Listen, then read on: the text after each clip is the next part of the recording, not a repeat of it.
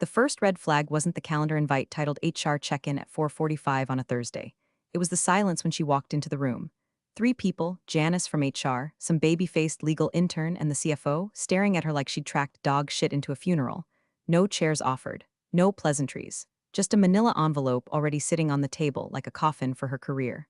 Marcy, appreciate your contributions, Janice began in that rehearsed corporate hospice voice, but due to strategic resource optimization and the broader Q3 restructuring initiative, the CFO cut in, folding his hands like he was about to sell her a reverse mortgage. Your position has been deemed non-essential, non-essential. She blinked once, not because she didn't understand, because it hit like her ribcage had just been stapled shut.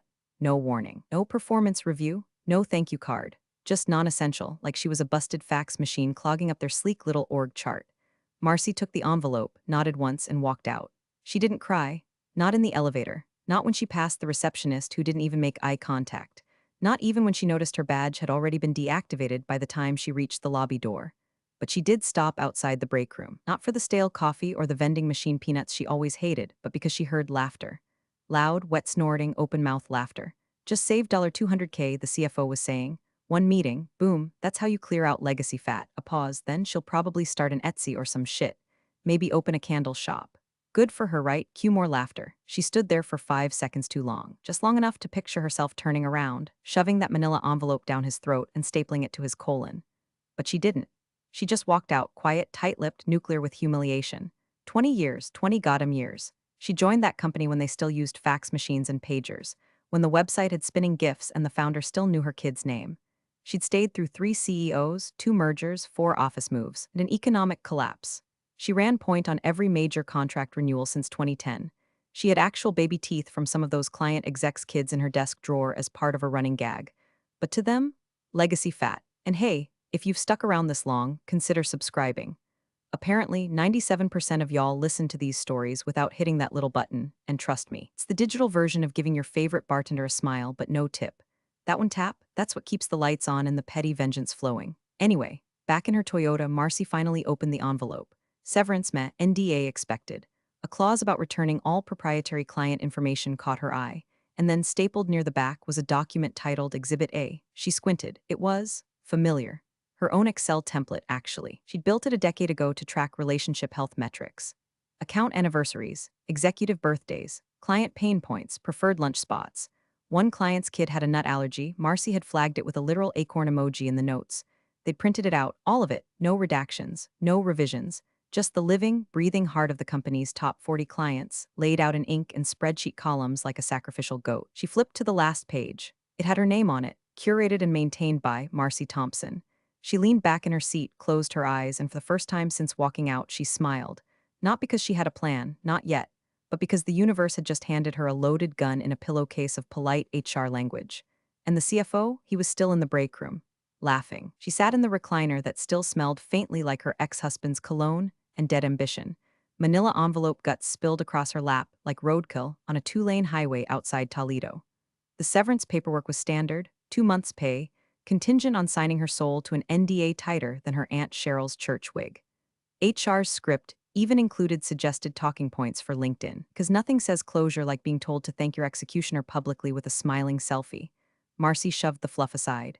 Her fingers landed again on Exhibit A, that title, clinical, cold like it was evidence in a murder trial. She flipped through it slowly now, page by page. Each one was a time capsule. Column headers she'd created, font size 11.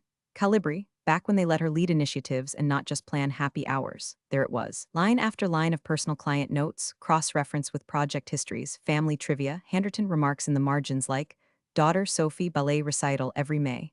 Never book May. Raymond hates being called Ray, once stormed out over it. Loves old school handwritten thank you cards, file under Q3 outreach. Gluten-free but not one of those people. Don't joke about it. Her initials tagged every field. Some of these notes dated back to 2010. She remembered scribbling one on the back of a napkin in a Chili's after a dinner with the Ryan tech execs.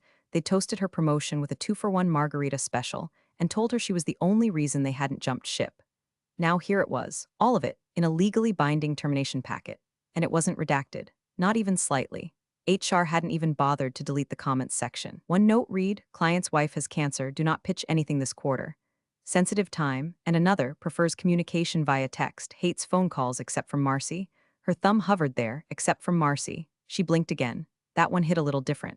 What they'd given her wasn't just sloppy, it was dangerous. This wasn't just a client list, it was a full-blown relationship DNA profile, mixed with emotional landmines and loyalty metrics they couldn't even comprehend. It had been built over 15 years of blood, birthdays, and bullshit. Every client on that list trusted her. Not the brand, not the logo, her. And now she owned it, legally, accidentally, because someone in HR copy-pasted too fast, and the CFO was too busy high-fiving himself in the break room over that $200K to notice they'd just handed the keys to the kingdom to the woman they'd called legacy fat. She didn't scream. She didn't throw things. She didn't even pour a drink. Instead, she sat real still. Let the grief cool in her veins like freezer-burned meat. The company that once called her their client whisperer had fired her like expired produce, and in doing so, they'd handed her a Molotov cocktail soaked in nostalgia and negligence. Her phone buzzed. A notification from LinkedIn. CFO Jenkins posted, "Always hard decisions when optimizing for growth. Grateful for everyone who helped us get here." Below it, the comments, "Love this. Tough but necessary flexed biceps #leadership." Marcy snorted so hard she nearly choked on her own tongue. She clicked view profile. Look at him, smirking in his profile pic like he just won a sales trophy at a high school car dealership convention. His entire bio was buzzwords and bullshittery. She looked down at the list in her lap. 47 names, 47 relationships, 47 chances to watch this man drown in the same spreadsheet he signed off on. She didn't know when she'd strike. Not yet. But the match had been struck, and the fire was patient. The bar wasn't fancy, just one of those dim places wedged between a defunct J.C. Penney and a vape shop that smells like chemical blueberries and teenage regret. Marcy nursed a double bourbon at a sticky table under a neon Pabst Blue Ribbon sign that flickered like it owed back taxes. She hadn't been there in years, but the bartender still remembered her drink order. Said something like, "Long time, Han," and gave her a look like he'd seen that walk before, shoulders slumped, makeup still on but emotionally disintegrating. Across from her sat Liz Hammond. Old client turned occasional friend turned we should grab drinks sometime purgatory contact. She now worked for VersaLink, one of the slicker, faster, better-funded competitors Marcy used to quietly resent. "So, they really canned you?" Liz said, blinking over her martini like she couldn't quite believe it. "Like a tin of expired spam," Marcy muttered, tipping back another swallow.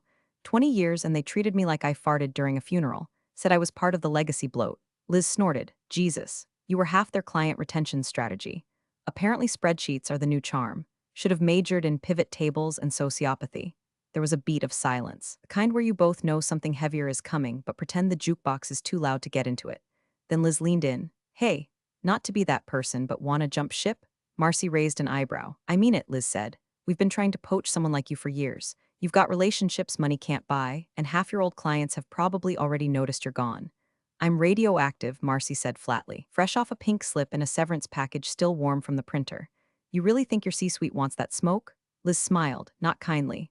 More like a cat watching a blind mouse wander into traffic. "Our CEO loves radioactive, especially when it glows green and eats into our competitors' margins." Marcy didn't say yes, but she didn't say no either. Liz grabbed a napkin, wrote down an email address, and said, "Shoot your resume over tonight. I'll forward it myself." Marcy went home buzzed, bitter, and still emotionally duct-taped together, but for the first time since the dismissal, she felt something sharp flicker in her chest. Not joy, not quite hope, possibility. She sat at her desk, still surrounded by unopened condolence flowers from coworkers too spineless to protest her firing, and opened a blank document. She didn't even have to dig for her resume. It was already pristine. She'd kept it updated like a trauma survivor keeps a go bag near the door. 36 hours later, she was sitting across from a panel at VersaLink headquarters. The air smelled like new paint and ambition. No HR scripts, no jargon, just real questions, and people who actually listened when she answered. 48 hours after that, her phone rang. "We'd love to bring you on board," the CEO said, his voice like black coffee and a handshake you don't want to end. "Your account strategist. Full autonomy. We don't care about titles, we care about trust." "Sound good?" Marcy stared out the window. Across the street, a construction crew was jackhammering the sidewalk like it owed them money. She smiled. "Yeah," she said, "sounds real good." She hung up and for a moment just sat there. Then she reached into the drawer beside her desk, pulled out the now creased pages of Exhibit A. She didn't need revenge. Not yet. She had value. And a new company that saw it. But her fingers still traced the corner of the document like a priest thumbing a rosary, because value was nice. But leverage was holy. The VersaLink office smelled like lemon oil and fresh contracts. No dusty cubicle farms, no sagging ceiling tiles or war-zone Keurigs, just clean, intentional space. People smiled here, but not that corporate please don't email me kind of smile. Real ones. The kind you forget existed when you've spent too long at a place where birthdays were celebrated with a passive-aggressive Slack emoji and a cold Costco cupcake. Her new desk was minimalist, sleek walnut, ergonomic chair that didn't squeak like it had a smoking problem, and a drawer that shut smooth as bourbon. That's where she kept Exhibit A, folded in thirds like a love letter from a life that no longer deserved her. Marcy didn't flash it around, didn't walk in swinging it like a sword. She didn't have to. VersaLink played a different game. The CEO, a guy named Cal Weston, graying at the temples, smart as hell, no trace of the usual tech world smugness, called her in for coffee during her first week. Not a meeting, coffee, no agenda, no pitch deck. Just him, a mug that said don't mess with my margins, and one question. So Cal said, leaning back, what kinds of relationships are you bringing with you? Marcy smiled, slow and closed mouth. A few strong ones might take time, he nodded. Good, we don't need fireworks, just friction. Then he winked like he'd just told her where to hide the body. Back at her desk, Marcy started small. She wasn't looking to blow anything up, not yet. She needed to understand where to place the charges, so she watched, listened, took notes. VersaLink's CRM system was sleek but impersonal. No texture, no muscle memory, no client birthday reminders scribbled in the margins. Just cold fields and drop-downs, no soul. She started quietly updating entries, not changing, enhancing. Little touches, a note here, a preference there. Who liked conference calls at 7 a.m. Pacific because their kid played hockey at night. Who only responded to emails if the subject line included an inside joke. She built bridges, one steel beam at a time. And in between onboarding trainings and strategy syncs, she'd pull out Exhibit A. Not for revenge, for research. Column by column, she began rebuilding the human terrain map her old company never understood. She cross-referenced client birthdays with contract end dates. Noticed that Q3 was particularly bloated with auto-renewals because she designed it that way years ago to align with annual budget resets. One client had a major software rollout scheduled in September. Without her to guide the testing phase, they'd likely be scrambling. Another was expecting a custom quarterly report she used to prep manually. She doubted anyone at her old place even remembered that was due. Pain points, pressure points. She started logging them, not digitally. That'd leave a trail. Instead, she bought a battered notebook from a gas station and labeled it Garden Tools with a Sharpie. No one asked, no one cared. But inside, page by page, she mapped it all out like a general plotting troop movement.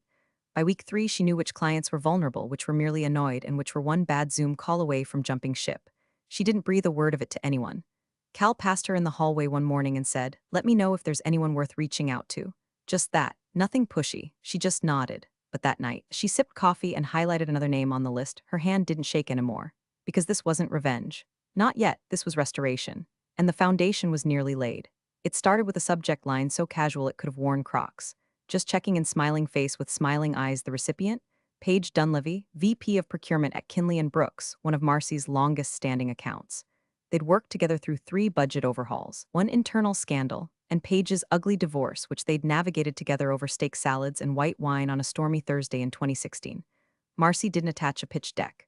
No VersaLink logo. No signature block blaring her new title. Just, "Hey Paige, hope you're holding up in the madness.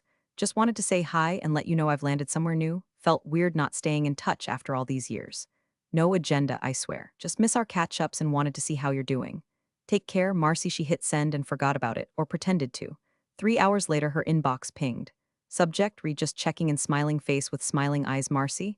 Holy hell, you're alive. I mean, I figured you were. What in witness protection? The vibe over there has been weird. No announcements, no context. Just one day you're gone and we get dumped into some support portal run by what I think is an intern who thinks client escalation is a Mortal Kombat move.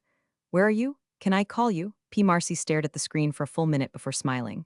Not that petty I told you so smirk, something warmer, something deeper. She typed back, of course. Call anytime, happy to catch up. I'm with VersaLink now. Paige called 30 seconds later. Okay, she started. Voice half sigh, half conspiratorial whisper. I'm gonna say it. It's been awful since you left. Marcy just listened. They tried putting us with some guy named Connor. Paige continued. He spelled logistics with a Z, like intentionally. Said it was a branding decision. I wanted to yeet my laptop out the window. Marcy laughed. That sounds innovative. Oh, screw you. You know you were the only reason we renewed last year. You told me about the invoice delay before I even noticed. You sent flowers when my dad passed. Your name is still in our Slack vendor channel, for God's sake. You never removed me? Marcy asked, eyebrow raised. Hell no. I was hoping you'd come back. That stopped her. Cold. Not I was hoping someone like you would come back. Just you. She didn't say anything for a beat. Paige filled the silence. Look, I don't want to jump the gun and maybe it's premature, but if you're allowed to talk about VersaLink, I'd be interested in hearing what you've got going on over there. Especially if it means I don't have to deal with Connor and his logistics. Marcy's heart thudded, slow and powerful, like the first drumbeat in a battle march. I'd love that, she said. Let me get a few things together. We can talk next week, sooner if possible. Our annual review's coming up and I've got zero confidence in their team. Always made it feel like we weren't just a number. After they hung up, Marcy didn't immediately write anything down. She didn't rush into Slack or email her new boss with the good news. Instead, she sat there, quiet still, and let the validation seep into her bones like a long, slow exhale. It wasn't just that they noticed she was gone. It was that they felt it. Her name didn't belong to her old company anymore. It belonged to her. And now, it was starting to travel. The war room wasn't a war room, technically. It was a side conference room off the VersaLink East Wing, half filled with whiteboards, takeout containers, and a Bluetooth speaker that refused to connect unless you offered it emotional reassurance. Marcy stood at the head of the table, Exhibit A now divided into quadrants by renewal date, revenue impact, and emotional leverage, her trinity of client conquest. To her left sat Ellie from Creative, hunched over a stack of mock proposals with a red pen and a murder glint in her eye. To her right, Raj from Sales, sipping lukewarm coffee and nodding at every suggestion like his mortgage depended on it might. Across the table, Cal Weston tapped his pen like he was keeping rhythm with her heartbeat. "You're sure this isn't overkill?" he asked, flipping through one of the tailored pitch folders. "Overkill is sending a single email blast and hoping someone clicks learn more," Marcy said without looking up. "This is surgical." Each folder was handcrafted. No generic "here's what we offer" nonsense. No stock photos of smiling professionals shaking hands in tastefully beige lobbies. These were custom-built dossiers, each one filled with analytics, project history, and solutions mapped precisely to the cracks Marcy knew had already formed since her departure. Client A liked face-to-face reviews. They hadn't had one since she left. Client B wanted quarterly performance benchmarks, but hadn't received them in 2 quarters. Client C Tech's COO just went through a divorce, Marcy knew because she got the sympathy card he never received from their old vendor. Each packet included a handwritten note, same message every time: "We understand you've lost your point of contact. We'd be honored to be considered." Elegant, honest. A scalpel where her old company would have used a sledgehammer. Raj whistled. "Damn, these are beautiful. You want me to start following up next week?" Marcy shook her head. "No follow-ups, not yet. Let them breathe, let them feel the absence." Cal smirked. "You really do know where the nerves are, don't you?" "I spent 15 years memorizing their pressure points," she said. "I'm just giving them a gentle nudge." One by one, the packets were sealed into matte navy envelopes, each addressed by hand. No branding on the outside. No VersaLink watermark. Just clean, stark, and unmistakably personal. They looked more like invitations than pitches, and in a way they were. Invitations to leave behind mediocrity. Invitations to remember what good partnership felt like. Invitations to come home, to the person who actually gave a damn. The last envelope in the stack was for Hartwell Dynamics, the big fish. The client her old CFO once called a non-negotiable pillar. Marcy licked the envelope shut and smiled like a woman sealing up a wedding invitation to her ex-husband's mistress. When the courier came to collect the stack, Marcy gave them one instruction: deliver them all on the same day, by hand, to the executive floor. No exceptions. The courier nodded like he'd just been handed nuclear codes. Then, silence. No Slack messages, no texts, no dramatic reveals. Just the stillness that comes after setting the timer on a very polite bomb. 27 hours later, her inbox pinged. Subject: Hartwell Dynamics opportunity to reconnect body. Marcy, you have no idea how good it is to see your name again. Let's talk, soon. Her breath hitched, just for a second. She didn't respond right away. She waited, sipped her coffee. Let the righteous anticipation crawl up her spine like a warm breeze through a cracked window. It lit the match when they fired her. She just handed them the gasoline. The first whisper came from a former intern now working at some boutique firm in Chicago. LinkedIn DM, 9:03 a.m. "Hey Marcy, lol, not sure what you did, but I just saw 2 execs from your old place absolutely melting down in a Starbucks line. Heard something about client attrition panic. You okay? Also, respect." She didn't answer right away, just smiled faintly and muted the notification. The second came 2 hours later via Slack. Not VersaLink Slack, her old company's. Because in the hurricane of deactivation and hasty exits, they'd never removed her from the external vendor's channel, where clients sometimes looped her in.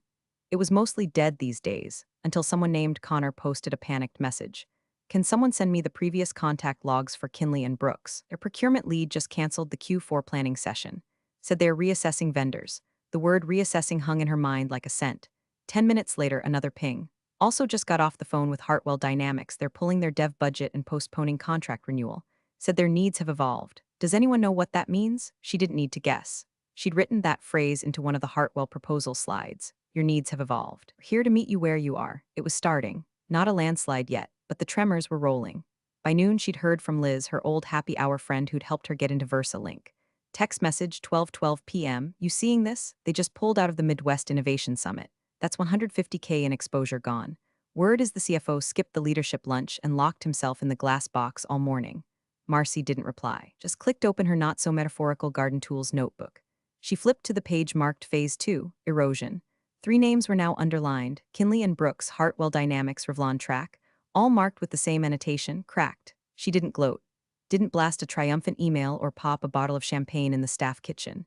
Instead, she tidied her desk, took a walk to the corner coffee shop, and watched pigeons fight over a bagel. She felt a strange, humming calm, like someone standing on a distant beach watching a tsunami roll in, not with fear but with awe. Her phone buzzed again. This time, a contact she hadn't heard from in months, Sam, the junior PM who'd shadowed her for 2 years. Text message 2:46 p.m. CEO just called an emergency all hands for tomorrow morning. Topic: client retention strategy. Everyone's freaking out. It's like the ghost of you is haunting the damn place. You're a legend, ghost of her. That hit different because ghosts don't rage. Ghosts don't scream, ghosts linger, and she'd made sure to linger in all the right places. Later that evening, Versa Link sales team gathered for their Thursday check-in. Everyone took turns reviewing pipeline progress. When it came to Marcy, she simply said, 3 contacts re-established, 2 proposals in consideration, 1 signed. Cal Weston raised an eyebrow, grinned like a man who knew just how much damage one woman with a long memory and clean stationery could do. Quiet week, huh? He said. Marcy leaned back in her chair, crossed her legs, and smiled that eerie Midwestern church lady smile that said, I'll bake you cookies and bury your body in the same afternoon. Just planting seeds, she said. Spring's coming early this year. The call came at 6:17 p.m., dead hour between just wrapping up and already poured a drink. Her phone buzzed once, twice. Unknown number, Cleveland area code. She didn't answer right away. She watched it ring out like a surgeon timing a heartbeat. Then on the second try, she picked up. Hello, a breath, then Marcy. Just her name, no introduction. But the voice carried that specific blend of CEO panic and male entitlement, strained politeness overlaid on sheer desperation. Well, she said flatly, that was fast. I just got off the phone with 2 board members. Do you have any idea what kind of damage what the hell do you think you're doing? There it was. The moment his composure cracked like a dollar store wine glass under boot pressure. Marcy took a slow sip of her tea. Earl Grey, no sugar, just heat. I'm doing very well, actually. Thank you for asking. You've been contacting our clients. Don't play dumb. No. I've been corresponding with people I've had relationships with for over a decade. If you accidentally gave me a contact list in your own severance paperwork, well, she let the sentence trail off like steam. That list was proprietary. You labeled it Exhibit A. I swear to God, Marcy, she didn't raise her voice. She didn't need to. That's the thing about real control. It doesn't scream.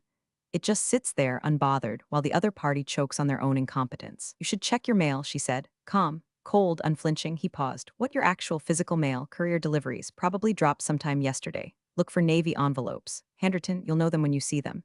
Jesus Christ, not quite, but close enough for your purposes, he stuttered, full-on CEO meltdown mode.